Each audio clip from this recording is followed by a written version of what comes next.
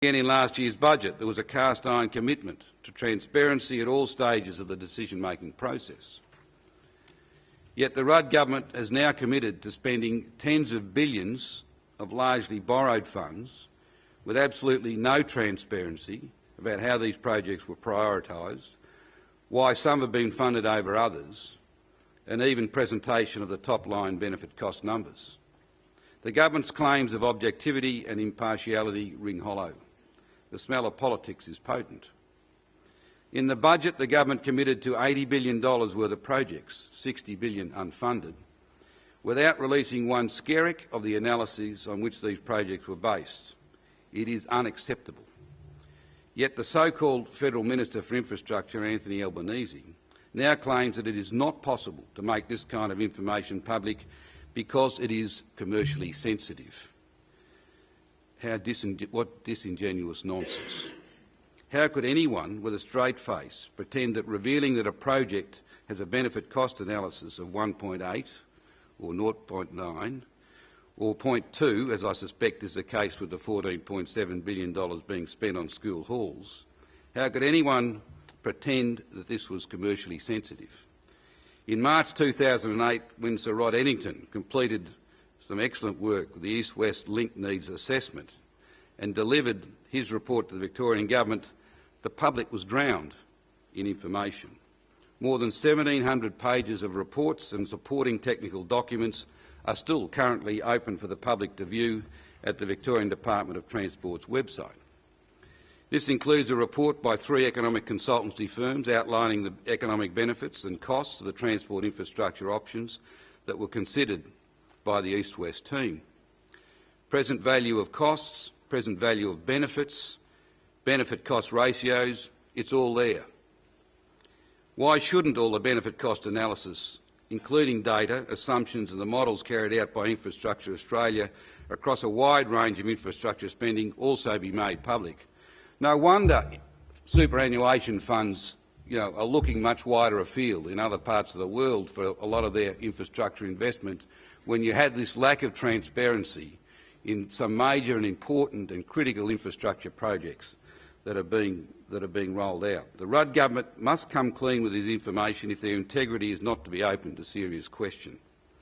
Not only has the Minister for Infrastructure failed to demonstrate that taxpayer dollars are spent on infrastructure projects that deliver the greatest value for money, but he has failed to provide any clear performance standards for the infrastructure investments the government is making. The government's infrastructure spending has been based on the principle of obscurity. Tens of billions of dollars of spending and borrowing have been directed to projects that have not been subject to either robust selection criteria or to clear performance standards. Where is the hard-edged economic analysis about the make-up of the stimulus package? There are no means for assessing whether the spending on infrastructure is prudent because the performance standards have not been clearly set. It is unacceptable for a government to spend taxpayers' dollars and to borrow vast amounts of future generations' money without providing transparency and accountability. For us, it will be a very high priority in our policy formulation. In order to spend every infrastructure dollar wisely and effectively, the Labor Party came to government with its central plank of infrastructure policy being the creation of an independent Commonwealth statutory authority called Infrastructure Australia, designed to advise the nation's infrastructure decisions in a fair and objective fashion. I support that objective, and I support the creation of Infrastructure Australia. It's a good initiative.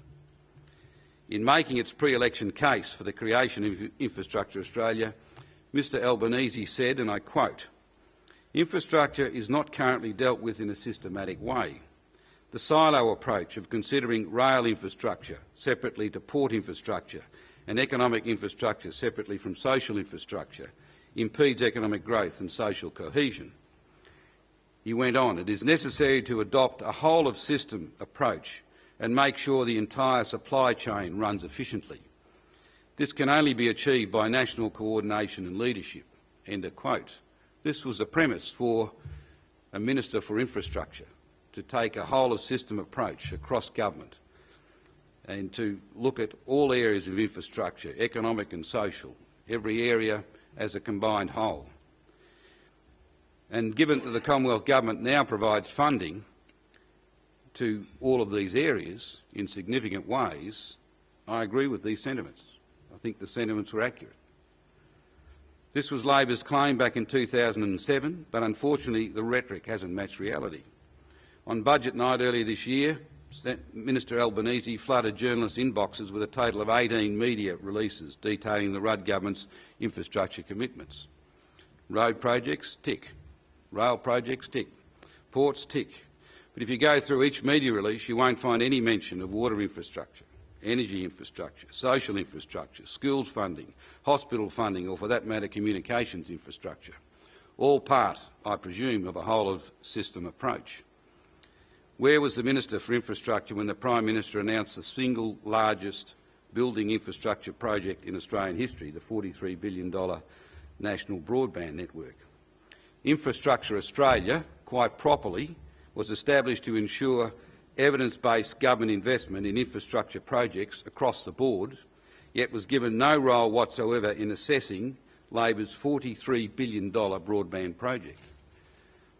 Instead, we saw the Prime Minister and the Treasurer on television imploring Australians to invest in a company which had no business case, no benefit cost analysis and no feasibility study. It was a sort of corporate cowboy behaviour our Prime Minister has so condemned in his sanctimonious sermons about neoliberals. It seems that the Rudd government will use Infrastructure Australia as a political shield when it's accused of lacking transparency, but deem it irrelevant when politically convenient to do so. The government can't have it both ways. Labor promised to give Infrastructure Australia a much wider mandate in terms of assessing the merit of large-scale infrastructure spending to cover communications, water, energy, health and, for that matter, education and other social infrastructure. This would make sense, and again, it will inform our policy development. It makes sense. Yet nowhere is Labor's need for rigour in spending borrowed billions more evident in what is termed the single largest school modernisation program in Australia's history, or otherwise known as commemorative halls, school halls for Julia Gillard. Where was the Minister for Infrastructure and Infrastructure Australia in all of that? They played no part. $15 billion of infrastructure spending, and they played no part. From showering schools set for the wrecking ball with federal funding to state administrators carving out their own share, the $14.7 billion education spend is riddled with inefficiencies at the expense of the taxpayer, all of which has been funded by debt but yet was carried out with no analysis of its productive potential for the economy. In the Prime Minister's recent 6,000-word essay, he stated, and I quote, "The government is implementing a strategic, coordinated approach to development, integration and planning of Australia's critical infrastructure." End of quote. Give me a break. It's impossible to identify any coherence in the federal government's infrastructure spending plans. Far from removing the silo approach and adopting a whole-of-system approach, the government has embarked on a hodgepodge of multi-billion-dollar spending, much of it appearing to be politically inspired and none of it transparent and accountable. And where is the coordinating minister, the Minister for Infrastructure, in all this? Focusing on transport. Anthony Albanese is not our first ever Minister for Infrastructure. As promised, he is in reality Australia's 33rd Federal Minister for Transport. After the release of the May budget early this year, KPMG estimated that on top of the $22 billion the Rudd government had committed to infrastructure, another $60 billion from the private sector or government borrowing would be needed if most of these projects were ever to be completed.